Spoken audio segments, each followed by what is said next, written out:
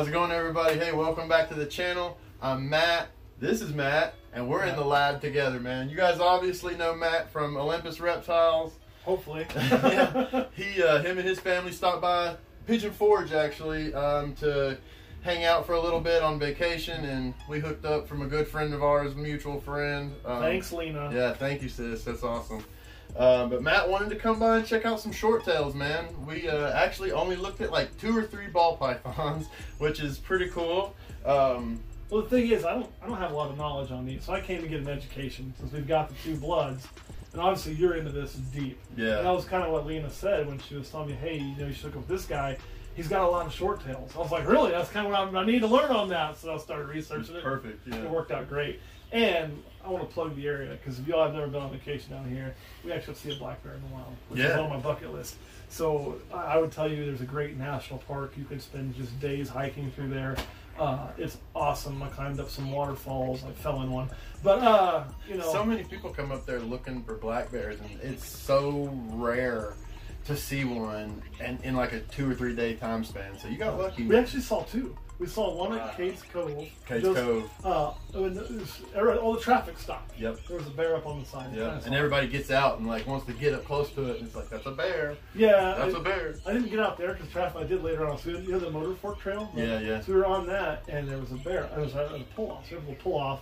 I could hike back on the trail a little ways, and I didn't want to like get too close to it. Yeah. I wanted to get a better view, and it kept its head down. It kept foraging, so I was like, okay, I'm not scaring it.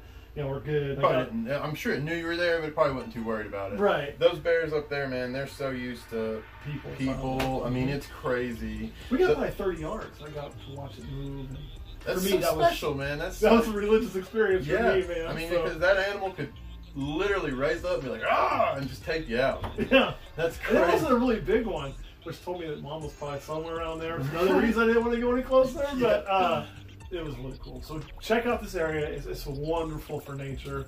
Plus, there's a lot of touristy stuff to do if you want. And then you tattoo people here. I tattoo and get that done. Pigeon Forge up there. So, man, did you have any animals that you think were your favorite you saw? Okay, so for me, I got to tell you, there's 2 that really stood out. Yeah. The orange heads, both beautiful. And then I got the helmet's name, the morph. I know we got the marble down there. Marble. Yeah. That thing is just. And then I guess there's 3 because there's one that reminds me of a Burmese. I think it's a Labyrinth Burmese, but it's not a Burmese. It's just that's pattern. The Batik. Yeah. The Batik, yes. Yeah. Those I think somebody died in a favorite. I picked like 4, but those are the ones that I think are just mind blowing. Yeah.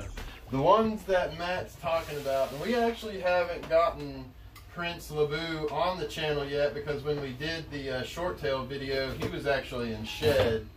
But this is the Prince that Matt's actually talking about. Oh, see, there's that orange head. Yeah, this is the orange head. These animals were produced by Ryan Boyd. A lot of you guys that are on the channel know I talk about Ryan all the time. Great guy. He's been a great mentor to me. Just a beautiful animal. So this would be the orange head Sumatran that Matt's talking about.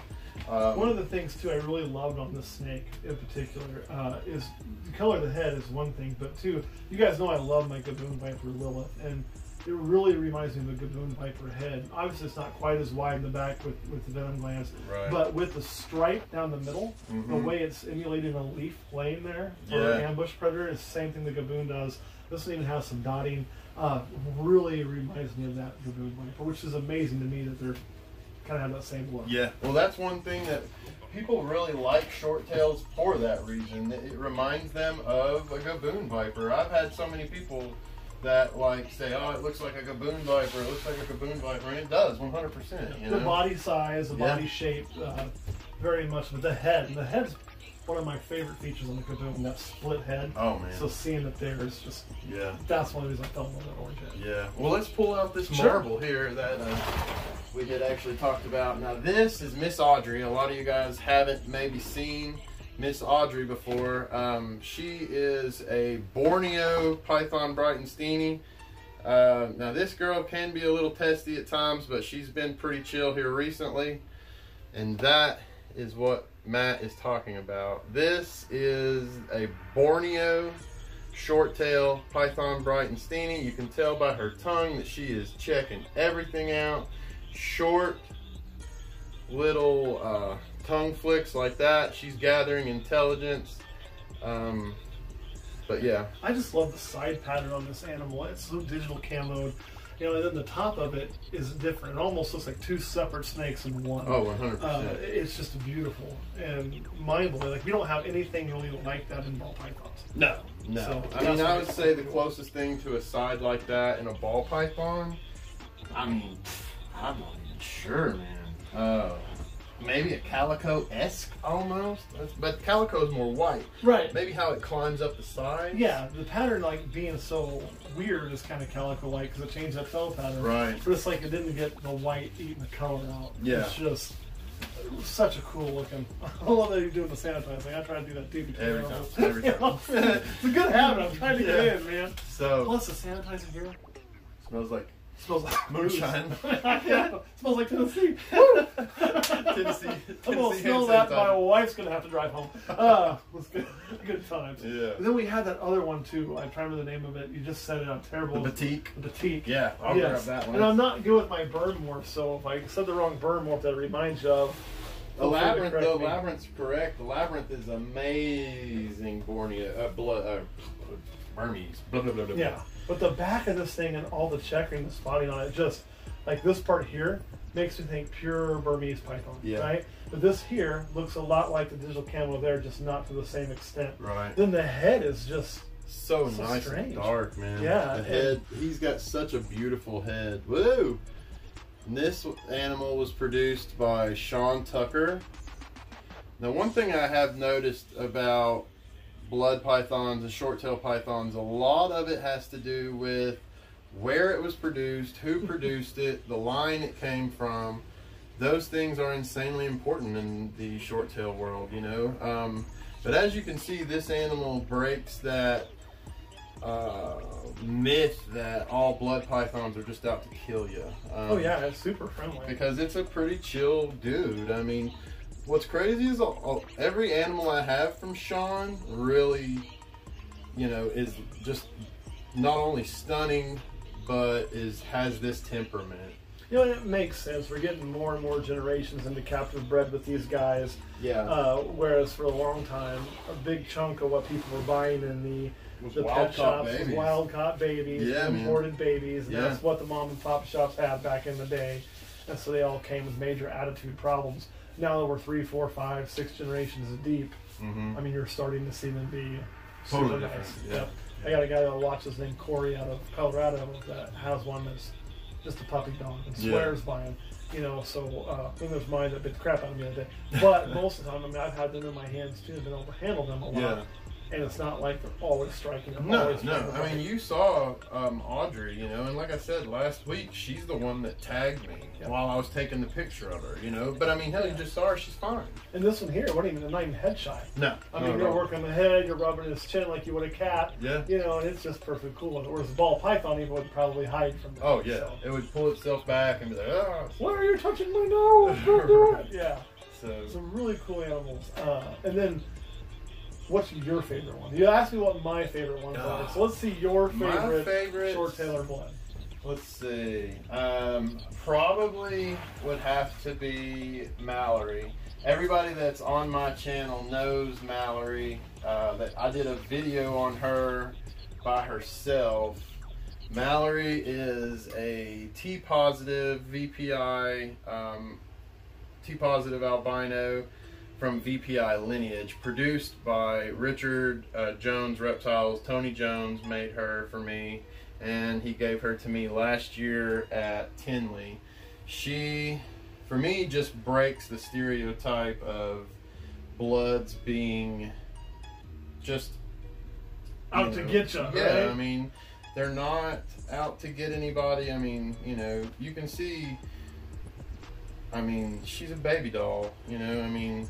You know, the reptile market's always looking for the next big thing. Always, yeah, right? They are. And I mean, even if these aren't the next big thing, if we can just get them, you know, in the right hands to the right people, I feel like a lot can change. With the personality of them being what they are with the captive breeding, I mean, I think they are going to have a good market to them. They will. Once more people understand that they're not demons of the night. I think, right. You know, I mean, they're a large enough snake to be impressive, exactly. but they're not so large that they're hard to handle. Right. Or keep. You know, you're not having to dedicate Burmese space. I mean, they're bigger than balls. They are. They're going to be a heavy-bodied animal, but they're not as big as, say, a big female boa. Right. They're taking up as much room as that. And so you can probably keep a few more if you wanted to and have the variety. So I do think there's going to be a good market for bloods. I've long always been an advocate for carpets, you know, because the size thing is kind of there. They're bigger. They're not too big. Some carpets are amazing, man. Mm-hmm. And they have such a dedicated group of people. Oh, they do. You know, no, man, they do. They do. They're all about the percentage of this blood. Yeah, I want a pretty animal. I'm not trying to make, you know. Well, see, and that's the same thing with the short tails is it's so just line bred, and you know, you'll understand. You might hear me saying who I got them from when I talk about them, and that comes with it. That's important. Yeah, it's like reading Genesis, right? Yeah. Such begot, such begot, such begot, Yeah. such. You know, it's so important to say when you're talking about where you got your animal, well, this is a production of this man's clutch, which was bred to this animal and this animal. It's like a dame and a sire thing. I mean, and we screwed that up in the ball python market. It's so far gone there. Yeah, you'll never get it back. I mean, the thing with that is, in my opinion, you know, you've got, so let's say a GHI and a leopard pastel. That's all you're going to get. Right. You know, there's different levels of how good they look, but that's all you're going to get. Yes. You know, and with these guys, it's so, like, the marble is a great example. You breed those two together, and you keep the one with the most marbling on the side. Right. Raise it up, breed it back to something with the most marbling on the side. It's a process, but the end game is what you're after. You know, I think we could have done that here, but there's so many people doing it, and we've gotten so more into the name the gene, count the gene, moving on. Yeah. That it's you've lost a little bit of it. Yeah, you've lost a ton. Yeah. You know, people like mustard butter is a great example. Everybody's like, oh, mustard butter's the same. I say it all the time. But I think if the lines had been kept separate, you'd have two separate looking snakes doing separate things. Probably. Same gene, but by the line breeding. Yeah. You know, I think one thing we did decent on is black pastel cinnamon. I'm actually a believer that they do almost the same thing in combos. Very similar, right? Yeah. I bet genetically they're allelic. I bet genetically it's actually the same thing, but the lines were kept separate enough and you can identify a cinnamon from a black pastel. Right. And I think that's more in the line, where we'd have a lot more things with ball python if we stuck to that better than what they did in the early days, especially. Carpets, man, they're all about that. Bloods, it sounds like they're really doing a good job of that. But I see them taking a spot in the market. You know, because there's not much between ball python, boa. Right. What's really between there? Not much, but there needs to be a void, and I feel like the Sumatrans could really fill that void. Yeah, I think they could too. Because not only are they impressive animals with their size, they're impressive looking. Yep. If you get a nice line-bred orange head, it's going to have that amazing orange head on it, even down to the blacks and the chromes. I mean, it's all about quality, and the fact that they are so easily handleable. They're the smallest of the short tails. Right. They're notably the most easy to work with, easy to handle. You know, so I feel like the Sumatrans have a great chance. They don't have all the pretty colors and shit that come with blood pythons. Like the Bronger's Mai, like you see the petite, you see the ivory, you see the T negative, the T positive. Whereas Sumatrans, you got three. You got chromes, blacks, orange heads. Yeah, but that orange head is phenomenal. And that's the point, though. That's it. You're like, oh my god, look how orange that head is. And you're like, yeah. You know? And so that's what Ryan did for so long. All of the orange heads we have, besides the one from Trace Harden, are from Ryan Boyd's line. So, I mean, dude, he puts a lot of time into his Sumatrans, you know? And I'm very lucky that I have made the friends I have made the mentors I have made in the short tail world in such a short time.